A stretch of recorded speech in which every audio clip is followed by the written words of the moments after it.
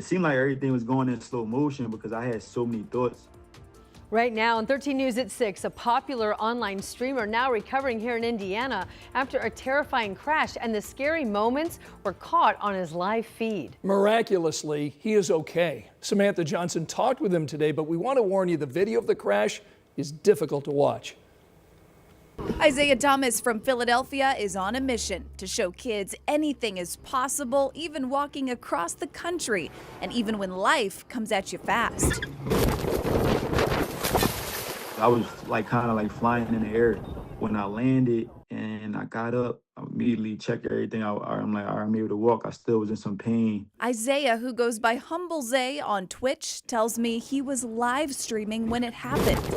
So everything was pretty much just destroyed that I needed. And scattered all over US 40, just west of Richmond.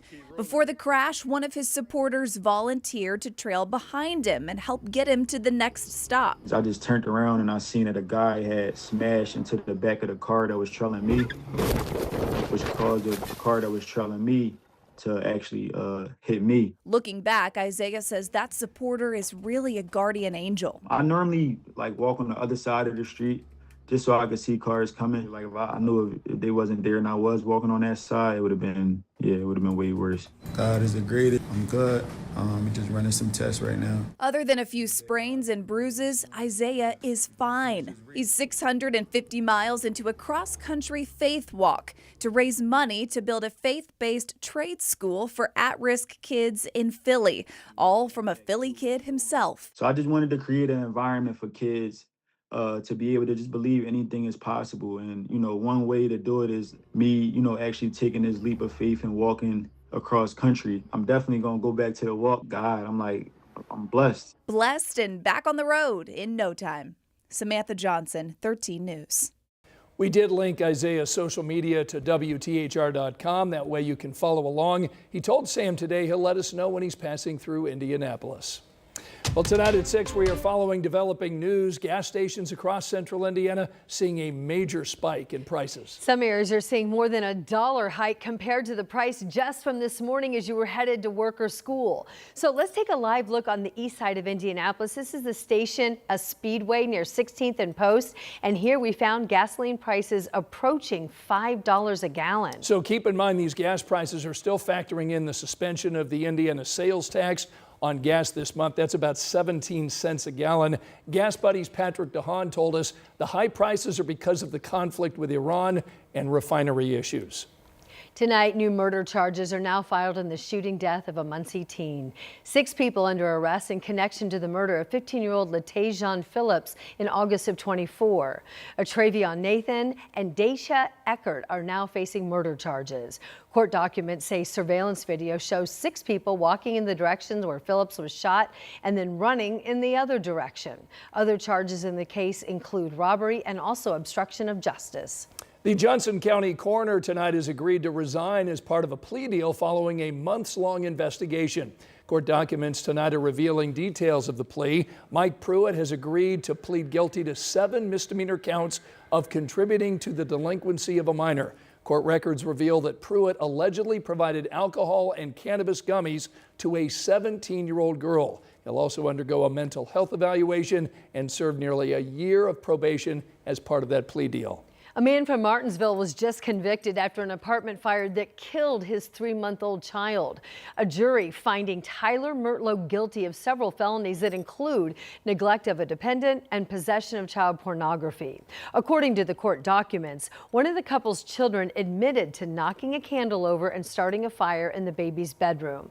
His sentencing is now set for May 21st. His wife, Catherine Schwartz, is also charged with neglect, and her case at this hour is still pending. Tonight here in Indianapolis, leaders say there is a new way to reach kids before they end up in the justice system. The Family and Youth Intervention Center is now open 24/7, offering support to at-risk youth around the clock. Tonight, our Ashton Hackman takes us inside and shows us why leaders say it's already making a difference. And they say by giving kids a place to bathe and a place to sleep, that they will deter kids away from crime in the criminal justice system before it happens. So they spend a lot of time in here. Inside the old juvenile courts building on the near northeast side, See, we have artwork all over the room. Kids in crisis aren't being booked into jail. They're being brought here to the Marion County Family and Youth Intervention Center, where the focus shifts from punishment to prevention. We are here as an intervention so that we can provide all of the support so that they don't fall into the juvenile justice system. Starting this month, the center, with 16 staff on hand, has expanded to 24 hours. Kids brought here have access to clothes and a place to sleep. That could be a teen picked up after a fight or a runaway kid who would have otherwise ended up in detention. Since opening, leaders say the center has helped 54 kids. That's the difference here. They have freedom. They're not in cells. They're open dorms. In Indianapolis, Ashton Hackman, 13 News. Just a couple of pop-up showers showing up on radar across the northern part of the state. We will go there with live Doppler 13 radar showing a few spotty showers from near Peru. So think Miami into Wabash counties and then a sprinkle or two near Marion. That's it. Otherwise, a mix of sun and clouds looks great over Morris Reservoir. But ooh, it is windy at this hour. You can see that with the flag flying on this Wednesday early evening. Temperatures are in the 50s and 60s. This is a live view in Hamilton County. Indianapolis at 62, Lafayette at 59, Kokomo at 58. Those winds are gusting over 30 miles per hour in some locations. We turn our attention tonight to a cool night ahead. 30s on the map. Exciting news today. A country music superstar is now going to bring a new entertainment spot right to the heart of downtown Indy. Today, Blake Shelton announced plans for an Ole Red restaurant near Gainbridge Fieldhouse. Tonight, our Emily Longnecker explains what it could mean for downtown Indy. Yeah, this restaurant and live music venue set to go in here on South Meridian is about more than just that. It's about growing investment, and city and state leaders say Blake Shelton's Ole Red is about growing the Fieldhouse district and bringing more locals downtown, but also making Indy more attractive for out-of-state visitors.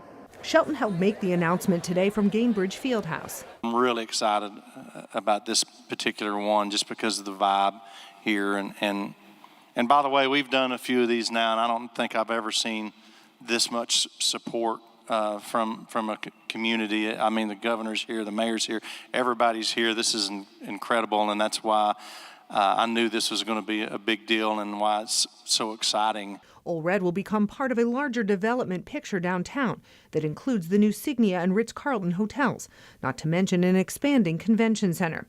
The Ole Red project is part of a larger downtown development strategy led by the Simon family, which owns Pacer Sports and Entertainment. Shelton's live music venue is part of that bigger push to turn downtown into a full entertainment district. And have this be a destination where you bookmark every year and say, I've got to come to Indy because of the live music scene, because of the culinary, because of the art, how we're thinking about technology. And I think that leads us to have a lot of places where we're going to play over the next year. And with Blake Shelton's brand now in the mix, city and state leaders are betting it will draw even more visitors to downtown. Emily Longnecker, 13 News. With morning temperatures in the 30s, you'll need an extra layer tomorrow morning, and grab the umbrella too. I'm tracking more rain chances. We've also got a warning for you tonight about a scam targeting families with incarcerated loved ones. How inmates from out of state are stealing thousands of dollars and what now is being done to stop it.